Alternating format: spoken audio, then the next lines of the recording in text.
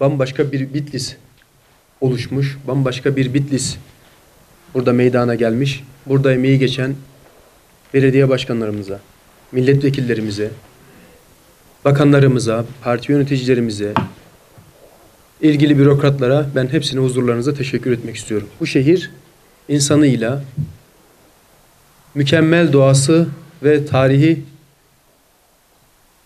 değerleriyle, lezzetleriyle, mutfağıyla, girişimcileriyle gerçekten Doğu Anadolu'daki göz bebeklerimizden bir tanesi. Bir amacımız var.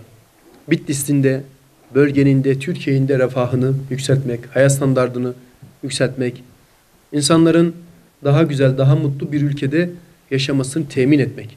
Fuzuli tartışmalarla, kayıkçı kavgalarıyla, boş gündemlerle, Bitlis'in de, bölgenin de, Türkiye'nin de gündemini meşgul etmek istemiyoruz. Bu tip tartışmaların içerisine girmek istemiyoruz. İşimiz çok, yapacağımız çok, gündemimiz yoğun. Memleket ve milletimiz bizden yaptıklarımızdan daha fazlasını hizmet olarak bekliyor. Artık Türkiye'yi teknoloji olarak da, fabrika olarak da, sanayi olarak da çok daha yukarılara çekeceğimiz çalışmaların inşallah hep birlikte devam etmesini sağlayacağız. Konuşmamın önünü arkasını kesmiş. Ne önüne bakmış, ne arkasına bakmış. Siyasi hırsları yüzünden, kibrinden burnunun önünü görmeyen, bir dönem bizde de siyaset yapan, fakat bundan medet uman, yani önünün arkasına bakmadan, konuşmanın, ne kastettiğimi anlamadan, anlayamadan ya da anlamak istemeden, bunu gündemine taşıyan, bunun üzerinden sırf altılı masada bir kenarda kendisine yer bulabilmek için, bunun üzerinde dövünen, kim olduğunu çok iyi biliyorsunuz. 1 Kasım seçimlerinde partimiz %49,5 oy aldığı zaman bunu ben aldım diyen. Hadi 49,5'u geçtim. 49'unu da geçtim. Buçuğunu al görelim. Her gün ehliyetten, liyakatten bahseden, bir devlet adamına adabına yakışmayacak sözleri genel başkan koltuğuna taşıyan Cumhurbaşkanımızı her gün söyleyen ve her şeyin en iyisini ben bilirim, kimse bilmez diyen,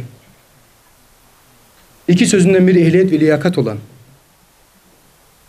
bu siyasetçiye şunu söylemek istiyorum. Artık genel başkansın.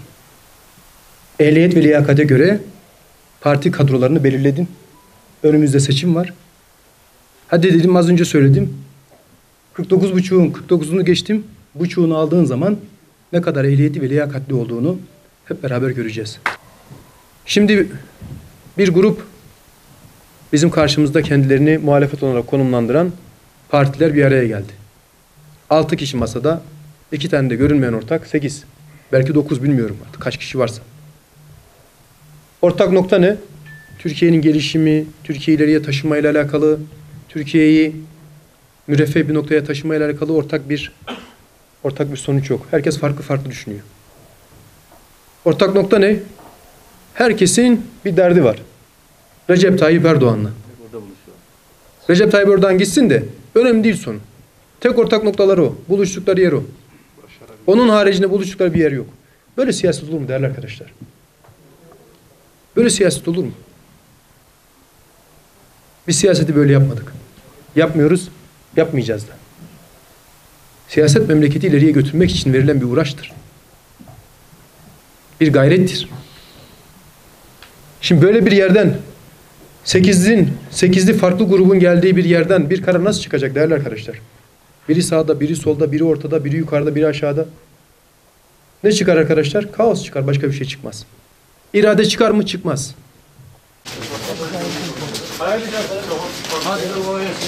Önder sağdan gelsin. Sayın Bakan merkezi işletmek. Hayırlı işler. Allah razı olsun.